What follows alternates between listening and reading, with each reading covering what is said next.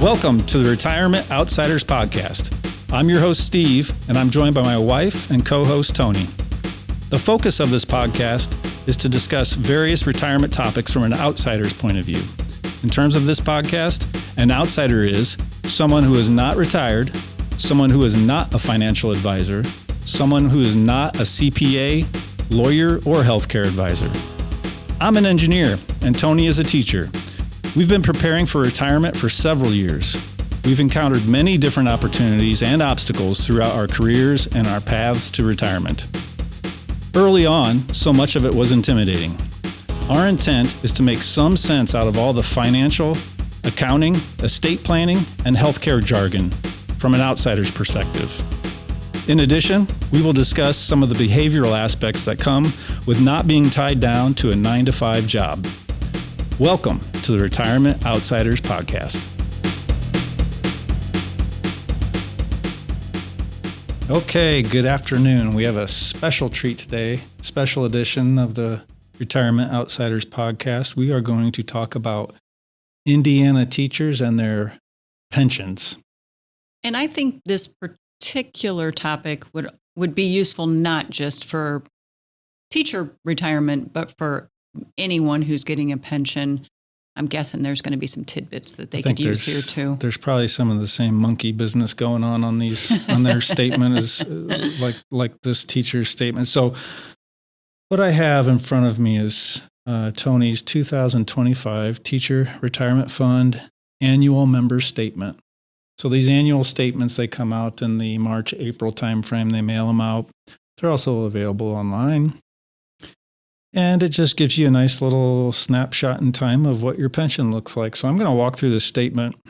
I would say if you have never seen one of these, you could compare it almost to like what your Social Security statement looks like a little bit. Like it's that kind of, they're very user friendly, I would say. It's meant to give you information.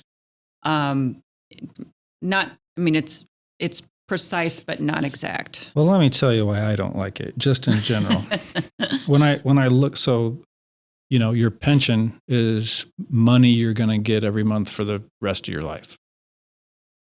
It's not a novel about, two kids going down the Mississippi or whatever. But when you just look at it, it's like, why all the words? What's with all the words? This is a financial document. Like what? Why so many paragraphs? So anyway, I'm already getting. His upset. Face is already turning red. All right, let's start from the beginning. We're starting from the top. So, I'm looking at this statement. It has your member ID. It has your total years of service, your service credits. So it lets you know how many years you've worked, and it's in down to the half year decimal, if you will. It lets you know if you're vested or not. And on the last page, it walks through a lot of the different vesting options. So I'll save that for later. Then it mentions your defined contribution account balance, and it shows you what that balance is. So let's describe what the defined contribution account balance is. So the Teacher's Retirement Fund, it really has two components. It has your pension, your monthly benefit. And then it has this defined contribution account balance, which acts from a tax perspective, just like a 401k, 403b, et cetera. It's pre-tax money that goes in. And when you go to take it out at some point, you'll be taxed on it. That's the short version. So it shows you this dollar amount. Now so number one, where does this money come from, by the way? Well, it comes from the employee. So teachers, they have their salaries are published every year. So if you have X amount of years experience and you have a bachelor's degree or a master's degree, there'll be a different value for your tenured teacher, and this is what you get. In some districts, not all districts reward you for your, and I think Indiana, or that's true. Where we are is stopped that, but go ahead. Yeah. So also what happens is the school system puts in 3% of what your salary is into this fund. So really you're making you could look at it as you're making 3% more than what your salary says because they're paying this on your behalf. So 3%, not a ton of money, but it is a benefit that's paid to the teacher, if you will, and it's put into this account. Now, the school system also puts in 2026, it's 7.1%. Last year it was 6.5%. So they put in this percentage of your salary into another fund, which is what funds the pensions. So they don't just put a random amount of money, if you will, into the pension fund. It's based on teacher salaries. And I just found out today that it changed. I didn't realize it changed in 2026, but just looking at your first paycheck, it's a different percentage now. So it went from 6.5 to 7.1. And that's just the money they use to think of it like a Social Security tax, like I talked before. Except it doesn't come out of your check.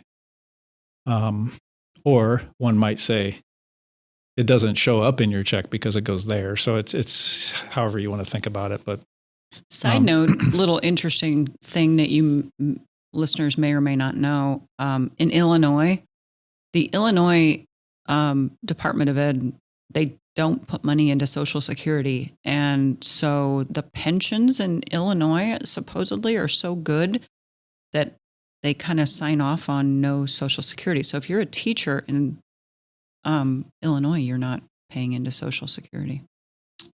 True. Okay. So back to this. So you have this defined contribution account. And then the statement says, do you know the value of your defined benefit? And it goes into this story. And I have no idea what they're trying to do here. This smells of bad marketing. Your marketing gone, like they're trying to market the idea that you have good benefits or something for some reason. But here's how they market it. They say, hey, your pension's going to be this dollar amount, which it's not. It's a lie. They're lying to you, quite frankly, in my opinion. They're saying, hey, your monthly benefit as calculated today is going to be this much. And did you know that you would have to spend $340,000 on an annuity to get the same bang from your buck for some kind of monthly payment, like when you retire? I'm like, okay. Well, how is this helping me? So number one, I called them out because they're giving you the wrong number. So here's what they're actually doing. And I'll walk through the calculation a little bit later, but there's a very straightforward calculation to figure out your pension. And what these jokers have done is they've said, no, I'm serious. This is, I don't understand.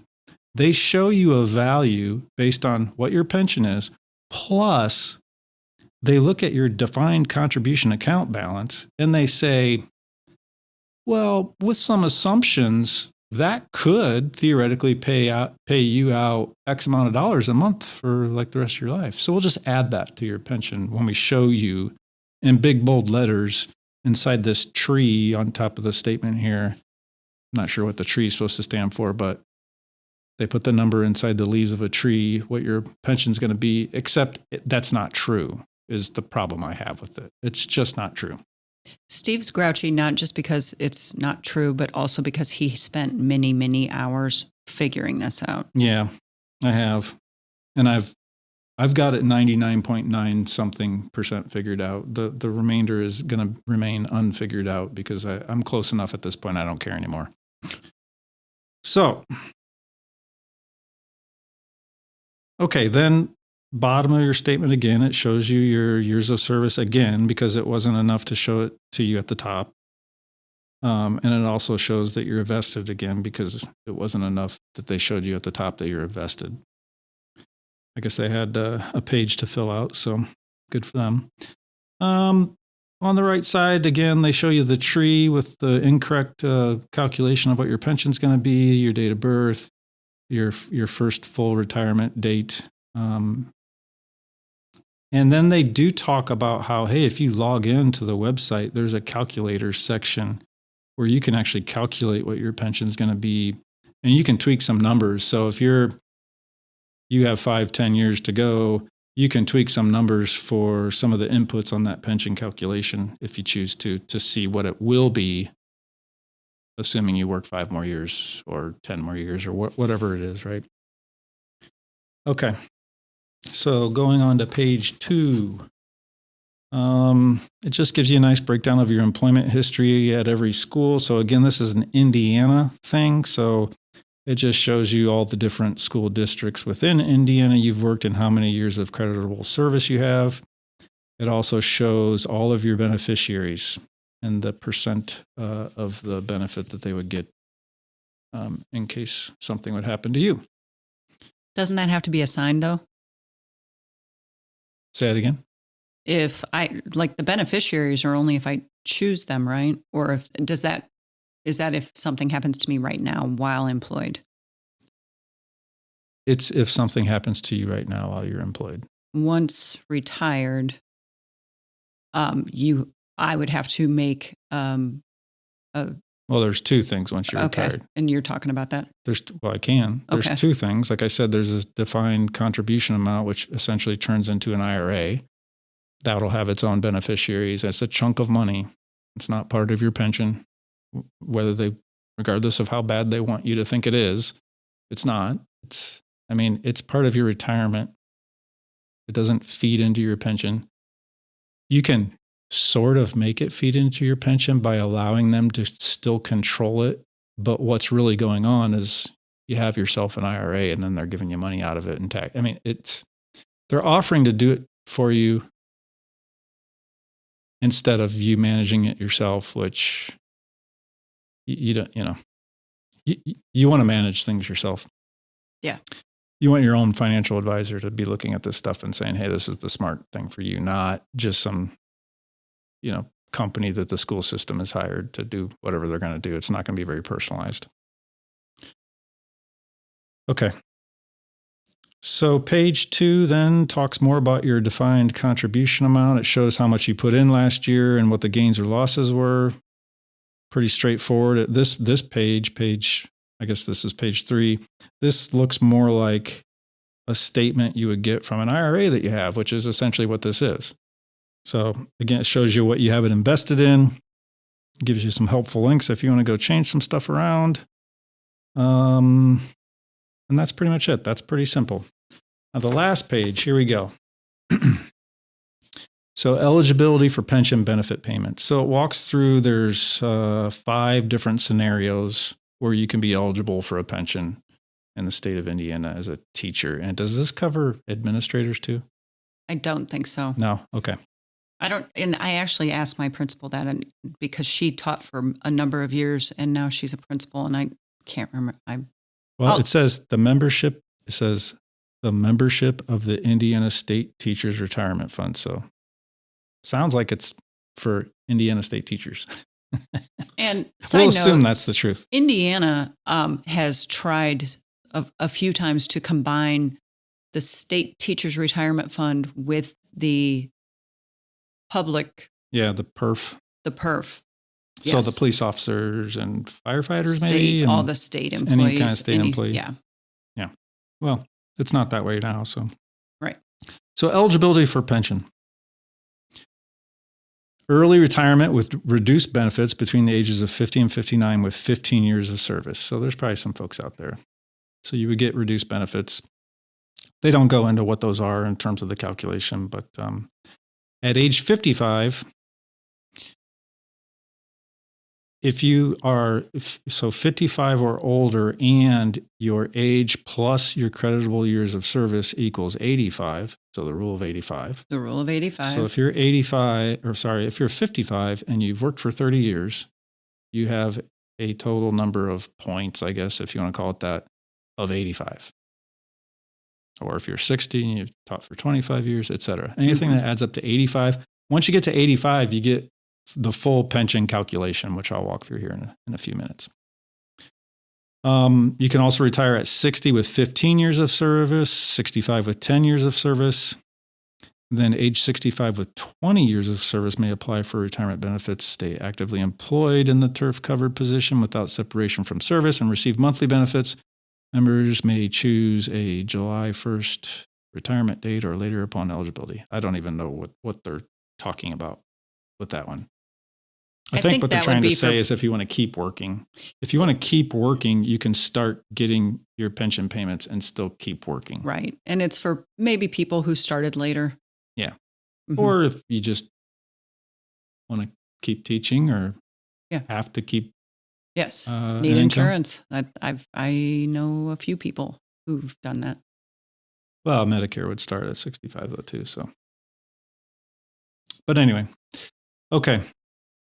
So so we talk about they talk about contribution rates. There's really not a lot of meat to that bone there, so I'm going to skip that chunk. But now we have the benefits formula, which is just laughably incorrect for some reason.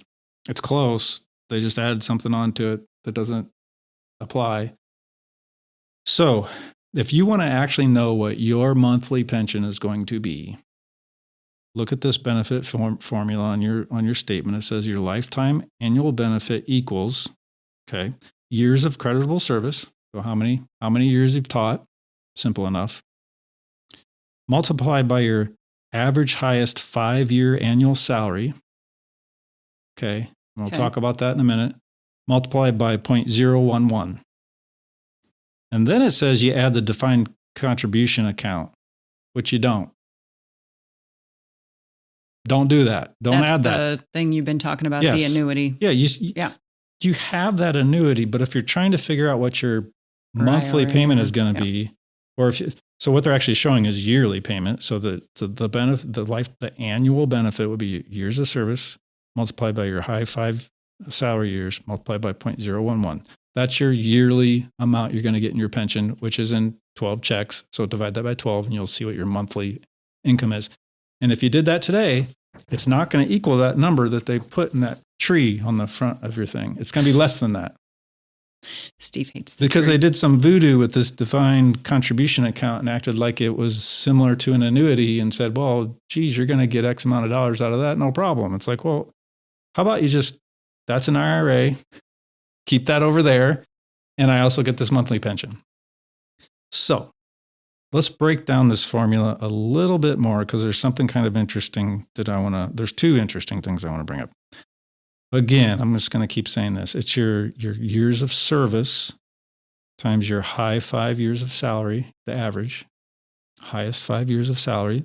For most people, it's going to be their last 5 years, not for everybody. And then multiply by 0.011. So the interesting part is this average highest 5 year of annual salary. So Tony and I went to a retirement meeting for this teacher's retirement fund thing out at the public library a couple of years ago now, 2 or 3 years ago. Yep. And I asked the following question several different ways and never got an answer. So your average highest 5-year annual salary. So for most people, when you ask them, what's your salary? They'll tell you the salary for that year, which is a calendar year. Almost every company, corporation in the planet, their fiscal year is also the calendar year. So what's your salary for the year? It was, I made this much. And you can see that on your W-2, et cetera. Well, teacher is a little different because the teacher contract is for a school year. Mm-hmm. So I asked this lady 2 or 3 different ways. Is it your W-2 salary or is it your teacher salary? Because if you think about it, I would say most teachers, when they retire, they stop teaching, at the end of May, early June, and they're done, they're retired. Well, that year, they're only going to make about half of what their salary is. So that year is not going to be in their high 5, assuming it's the W-2 salary. Or is it your contracted year salary? So she could never answer that. I'll say this. If you actually did the math on how much that's going to matter for most people, it's not going to be a big deal. But it bothered me that she didn't know. She didn't even acknowledge she didn't know. She just you could tell she didn't understand what I was saying. So, well, and the reason it's not going to be a particular big deal for me because I don't coach or do extracurriculars in my current position. but some teachers do. And as they get closer to retirement, so let's say you're a basketball coach, and you basketball coach for the year, and you're done at the end of that school year. Well, that sat so that but you're still going to teach the next year, but not coach. That can be a significant bump to your salary. Well, so that was one of my other points is there's other things you can do to increase your salary. You can coach, you can be a lead teacher. You can cover class. You can cover classes and make an extra $50 or whatever too. You can work a second job. Which goes into the calculation. But what I was going to say about that more than anything is understand if you do this calculation, you include that chunk of money in your salary. And as you're trying to calculate, what your high five will be, maybe in 5 years, right? Or 10 years from now. When you put that number in there, remember to think that, you might just get gassed and decide I can't coach anymore, or I don't want to do this lead teacher thing. But just understand your high 5 years, you want to pack as much into those as you can, because that's part of your monthly salary or monthly pension for the rest of your life. So if you can, it would be smarter from a pension perspective to coach the last 5 years versus years other than your last 5, because you're kind of throwing that away in terms of pension. If that's all you're thinking about and you want to maximize your pension, you want to do as much extra stuff in those last 5 years. And then if it's your W-2 salary and you're retiring in the summer, don't worry so much about it in that spring semester, because it's not going to go into your calculation anyway. But if it is your school year salary, which she couldn't answer, then it would affect that. So now the other thing that's very interesting about this high five salary thing, most sane people would look at the contract, the teacher contract, and they would find their salary.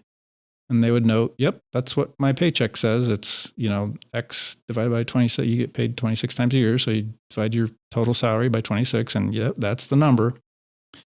Except that's not the number. No, it's not. No. And it's actually a good thing.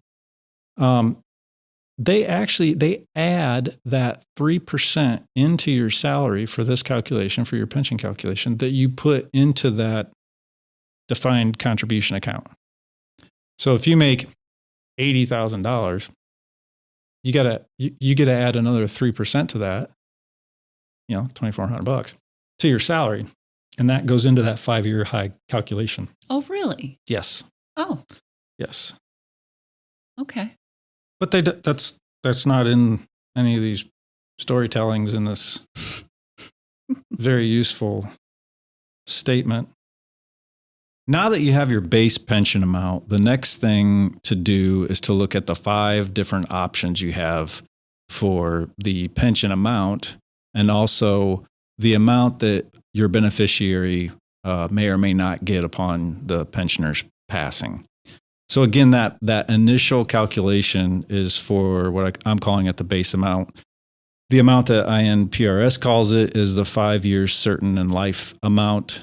Sounds confusing, but really what it is you're guaranteed to get 5 years of pension payments, either to the pensioner or to the beneficiary, which means essentially if the pensioner was to pass away before they were retired for 5 years and got 5 years worth of pension payments, the beneficiary would continue to get those pension payments all the way up through 5 years after the pensioner retired. Okay.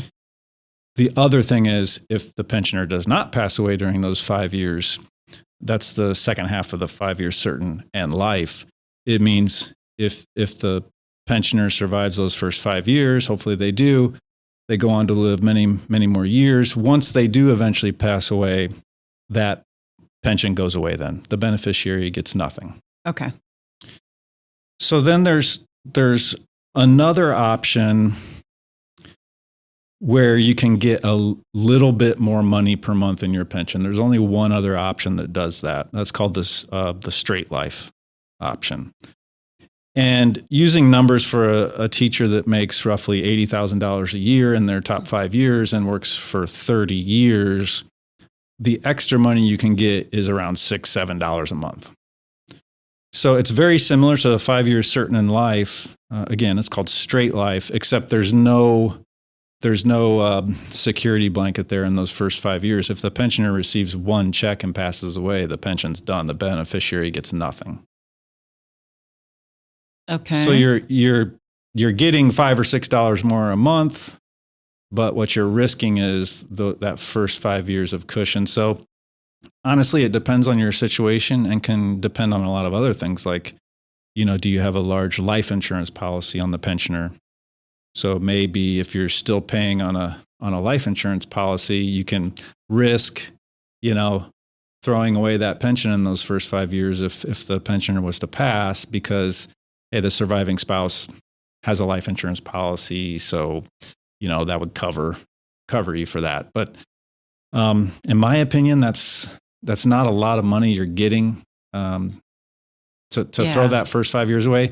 Now, if the pensioner has a long history of health problems and maybe their parents died very young and you're very worried about that might even drive you, more so into that 5 years certain life, or frankly into one of the other options that I'll discuss here in a minute. Yeah. But so there's the 5 years certain in life, then there's the straight life version, which gets you a few more dollars, but you throw away that security blanket. The other three options are really geared around leaving something for your beneficiary, assuming you pass away first. And essentially, you're giving up a certain amount of money every month for your pension to pay for something for your beneficiary. So and these are all guaranteed payouts, whether you survive or don't survive, whatever amount of time post-retirement. Well, does that make sense? Yeah. Well, let me explain. I think so. I think the answer to that is yes. Okay. So option one. So if you take the 5 years certain in life, again, 30-year teacher, roughly $80,000 a month the last 5 years, your pension's going to be around $2,125. Not $80,000 a month. I'm sorry. What did I say? $80,000. $80,000 a year. $80,000 a year. Sorry. Mm-hmm. If you're $80,000 a year, 30-year teacher, your monthly pension for 5 years straight and 5 years certain in life would be $2,125 roughly. Now, if you wanted to give back 96 of those dollars every month for as long as you live, you could have a survivor benefit of 50% of that pension, meaning instead of taking $2,125 a month, you start off your pension at $2,030 a month, and it's $2,030 for the rest of your life.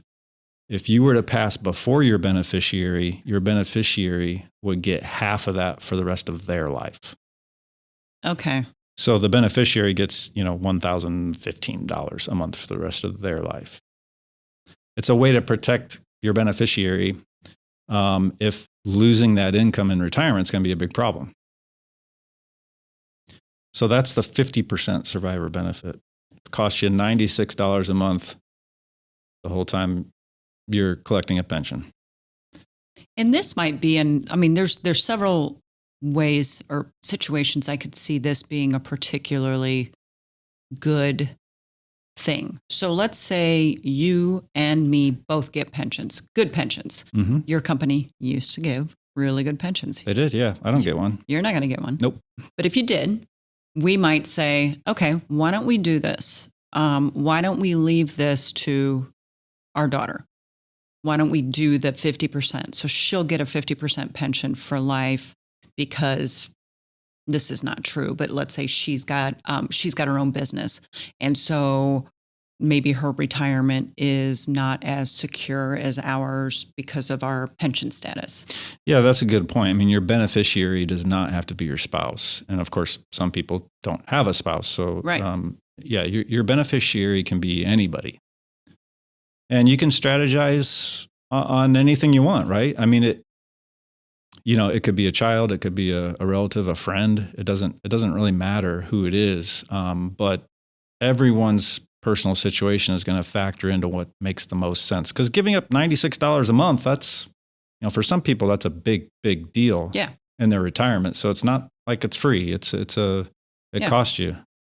Especially since that pension amount is not going to go up. And cost of living is absolutely going to go up. Exactly. So that's the 50% survivor benefit. So they would get half of your remaining pension after you've already taken the $96 off. The next option is the 66.6% survivor benefit. So 2/3 survivor benefit. That one, instead of costing you $96 a month, that's going to cost you roughly $128 a month. Oh, wow. So it's a lot more. So now you're down right around $2,000 a month for your pension.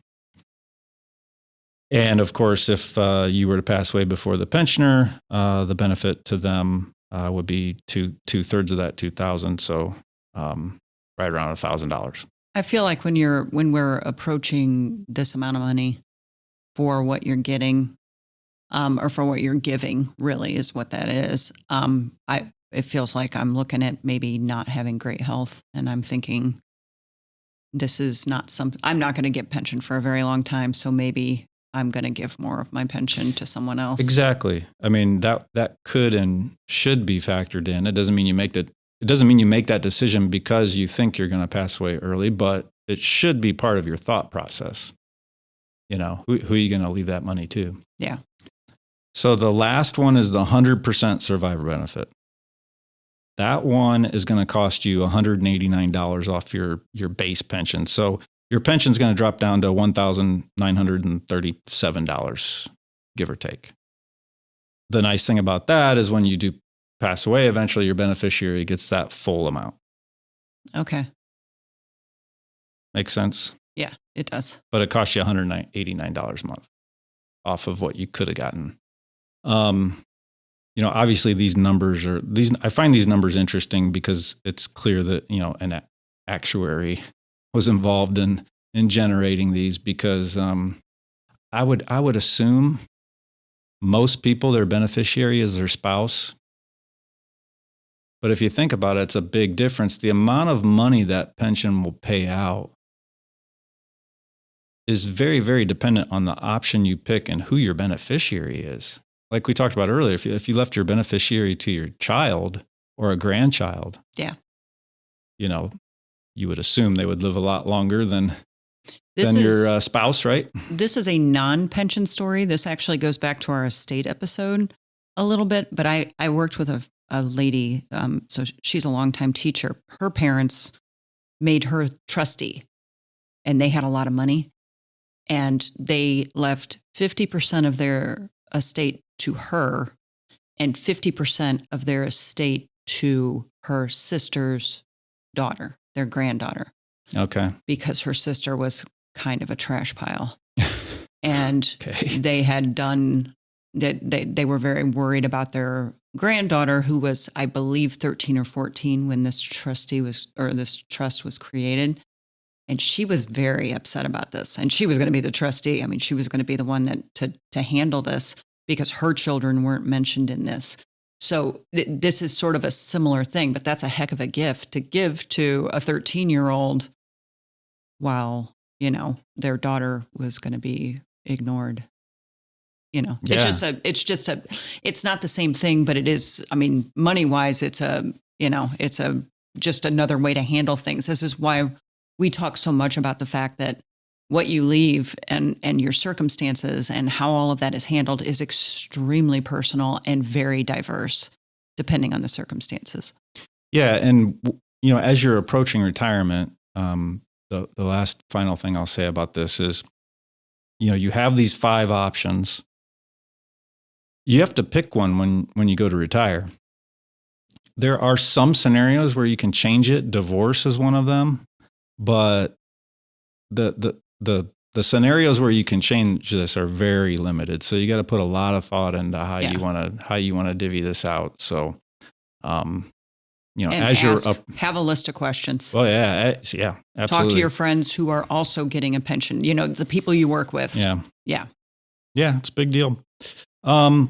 Okay, so those are your 5 choices. Choose wisely. The last thing I'll talk about is cost of living. You brought it up a little bit. The pension itself has no cost of living adjustment in terms of the traditional sense. There isn't a yearly comparison back to what inflation was, and then you just get more money. So your pension stays the same from the time it starts till the time it ends. The one thing they do have is a what they call a 13th check. So every year, the Indiana General Assembly can approve an extra check that's sent out. I was looking at what some of the past payouts were, and it depends on how many years you've taught. So in 2024, if you were between a 20 and 30 year teacher, you got $375. Wow. That is...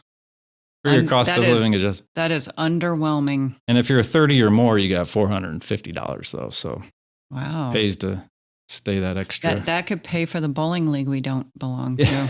Yeah, right. So essentially, no cost of living adjustment. You may or may not get a fun little check where you can have a really good meal. That'd be a heck of a dinner.